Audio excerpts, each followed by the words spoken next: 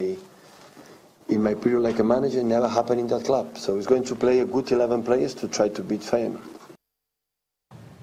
Yeah, it's all about the win for Pep Guardiola, regardless of whether they've qualified or not. They're going for the win against Feyenoord tonight at the Etihad. Still on the Champions League this time. Let's go quickly to Real Madrid. Real Madrid, they have been faltering badly under this season, and you just can't help but feel that because it's Zinedine Zidane in charge, no one is really saying anything. It's not, they've not put pressure on them. But the fact of the matter is, just won Champions League. I know, but they're so far behind Barcelona. No, it's expected. Let me help you, Tayo. It's expected. Okay, help me out. What's going on? Why is there no pressure on Zidane? It's expected when a coach who is young, who plays good football, who also played the game with the team, understands the boardroom politics. He stayed there for long. He grew up, he learned and everything. Okay. So that's just the basic reason nobody's putting much pressure, because they know his quality. He might just pass through some patching moment, but he will bounce back. How many points there in Barcelona now? It doesn't count. What do you mean it doesn't count? It doesn't matter. It doesn't matter. The team is coming back. The team is coming back. Now you think it's only a matter of time. It's not in the EPL. After 10 matches, they will sack a coach. Real Madrid are the best at that. I mean, they've got but this coach has won 2 Champions League back-to-back. This coach, see, the El Clasico used to be very, very bloody. And when I use the word bloody, too aggressive, that both teams, is too physical, and we don't enjoy the El Clasico again. But when he came, he brought that stability, good football. So if Barcelona should win this one, you know that Real Madrid will win the next one, or there will be a draw, and you enjoy great game. All right. We'll see what's going to happen to him. We'll go for a break now. We'll come back, we'll look at the papers.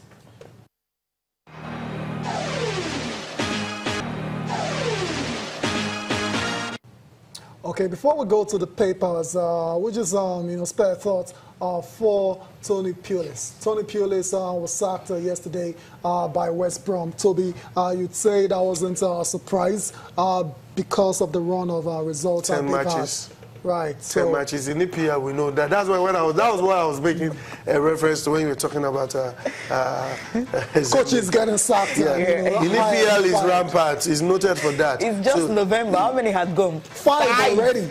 5 already after 12 games. Yeah. Right. These 12 games, they have Tony Pulis leaving, Frank de Boer leaving, Shakespeare leaving Leicester. I was shocked about that. Ronald Koeman, of course, I expected he spent so much. Slaven Bilic, he stayed too long to be fired. I mean, and don't be surprised. Even who's under pressure again? Even the new man that came, who's that? Moyes that came. He's under pressure already. After 1 game. But I know why you want to handle a sinking ship anyway. But Cecilia, we're just laughing here. This is not. This is job. Yeah, it's serious. People losing their jobs like it's nothing. I mean, that's not fair on Tony Pulis at all. It's not fair. Because check the teams he has lost to. I mean, he has played the big teams this season. Yeah, but the name of the game. The name of the game. And why would nobody look at that. The fans, the leaders, the owners, they don't even look at that, and it's so unfair to coaches.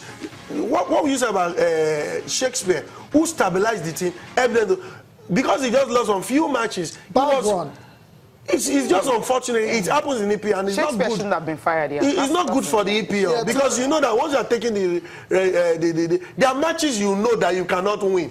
Yeah, what about the ones there are matches you know that the ones they expected to win? The matches you expect Wenger to win. Okay, he will not win. I'm saying the matches you expect Wenger to win. Let's look at the papers. Wenger can never be fired. Forget it. There are coaches that can never be fired. And let's look at the papers. Sporting Life. That's what I'm starting with. Okay, Sporting Life. There's this revelation here coming from Colin Udo. We'll tend to believe him because I know he's very close to Vincent Yama. Okay, off record. Yama won't return to Super Eagles. Maybe Colin Udo knows what we don't know, right? He knows something. Yeah, we were discussing on the platform which I belong to a few days back, last week precisely, and when the issue came up, and Colin told us on the platform to say, after he spoke with Inyama said he doesn't think confidently. Yes. He doesn't want to come back because he doesn't want to. Did he want it to go out like this? No. He considering the circumstances that led to. Inyama left on a bad note. He was forced to retire. So, and the people who forced him and the people who supported the former coach there, the leadership of the NFL, they are still in charge. So the bad blood will still continue. And he doesn't want something that will destabilize the unity of the team. So that at the end of the day, the same Nigerians who are calling for him, it will still be the same Nigeria who criticize him if he makes mistake like the one Akwe made or the one like Ezewa made, which are bound to happen. Eyama won't make that kind of mistake. Don't say that. In the Super Eagles, Eyama was there for 2 Nations Cup. Excuse me, 2 Nations Cup. We couldn't qualify for 2 Nations Cup because even some of the. If you have a bad defense, there's nothing a goalkeeper. We saw Buffon. We saw what Buffon considered for going the Champions League final.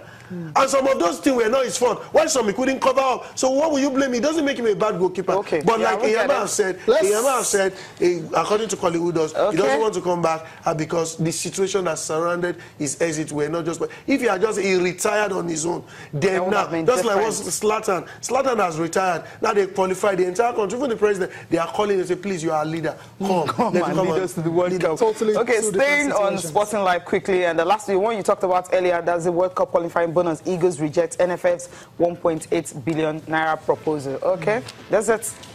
I'll say full time. Yeah, full time. Yeah, full time, Toby. Thank you very much for making our time to come on the show. Really, it's always a pleasure, and it's good for us to continue supporting and believing in the Super Eagles. Right. Yeah, support that. December 1st, I can't wait. Thank you for watching. I'm Cecilia Amorbe. Enjoy the rest of your day. I'm Tyre Salam.